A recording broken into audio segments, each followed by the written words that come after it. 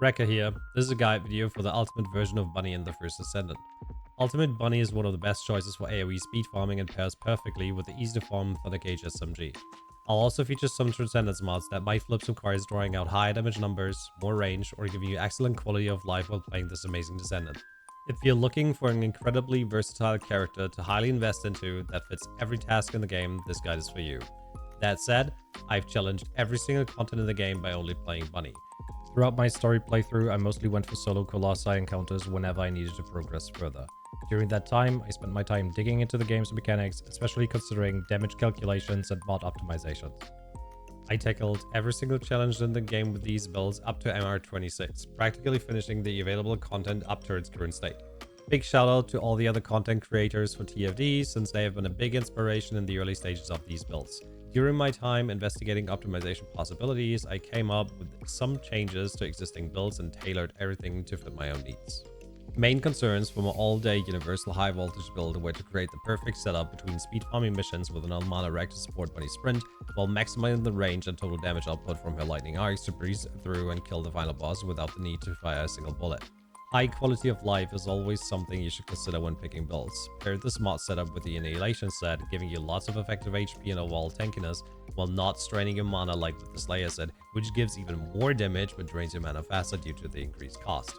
This Catalyzation setup works for all three builds. However, you will need to invest at least 9 catalysts, even though Ultimate Bunny comes with 4 of them pre-installed, from which only 2 are usable to make these builds work. It was a real headache getting these together to make all 3 builds work perfectly, since once you've set a polarization, there's no turning back without further investment. Thankfully, we will see changes to the Catalyzation system in the future, where every setup can have alterations once the unique setup option has been enabled. Some builds might get updated then.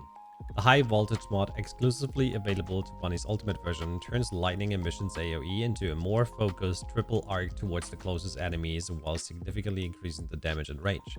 In the melee slot, use whatever you like best. I'll go with long distance maneuvering, since it can also provide big bursts to Bunny's high voltage when used correctly to cover long distances in succession. Increased HP provides some tankiness, while skill expansion and amplification control extends the range to a whopping 24 meters. Depending on your reactor, you might want to use maximized range instead of amplification control, but personally, I dislike the idea of overcapping my range modifier or the skill power modifier reduction that comes with this mod. Focus on electric and focus on singular are pretty much no-brainers to boost your base damage. In addition, all 4 crit mods, skill insight, skill concentration, frontlines, and emergency measures are used in this build for some high juicy numbers on regular crits. This will give you around 31% crit chance and a 4x crit multiplier. Last but not least, you want to go for MP Collector. This mod will sustain your mana on kill with a set chance. To put it in simple terms, as long as the mob density and your kill speed is fast enough, you should not run out of mana anytime soon. However, in some missions, this build might require some micromanagement on mana here and there.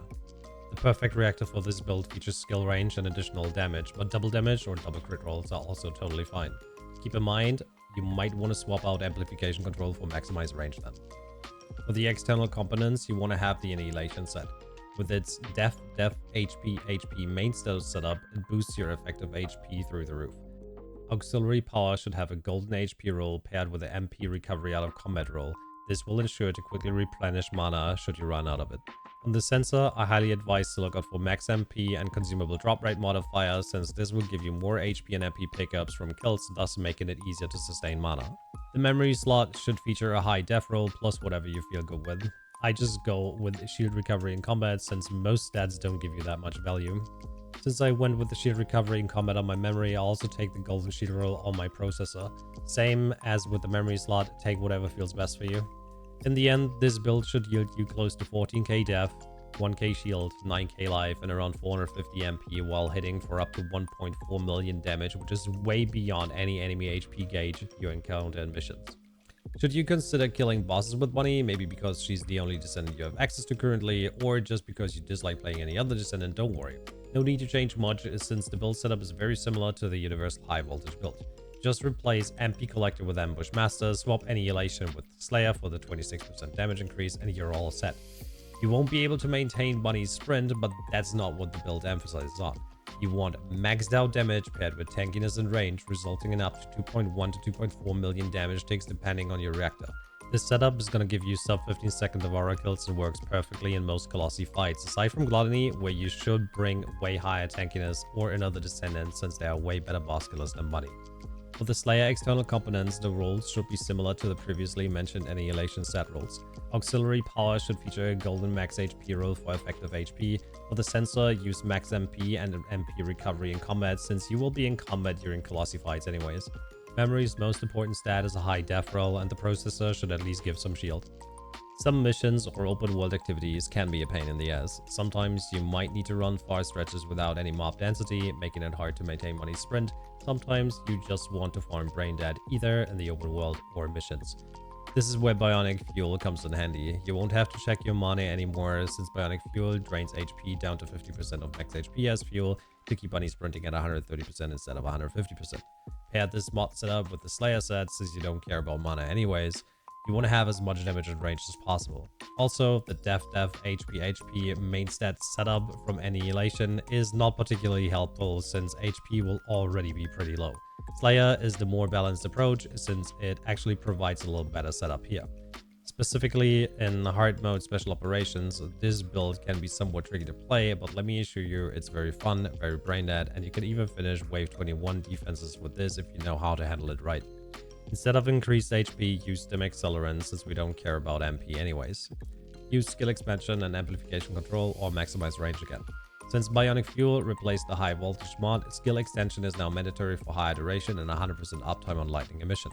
Due to the mod slot restrictions, now use focus on electric paired with skill simplification for raw damage. Make sure to not upgrade skill simplification all the way, since you will run out of capacity. This will change once we get unique catalyzation options for presets. Aside from that, it's the 4x crit setup again.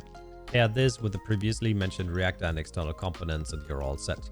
The Annihilation set will give you 100% uptime and 950k damage takes on lightning emission, while the Slayer set will leave you with half a second downtime while hitting for 1.1 million damage.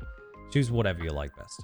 Personally, I like to go with the Slayer since the damage buff is quite nice and I don't really care about half a second downtime.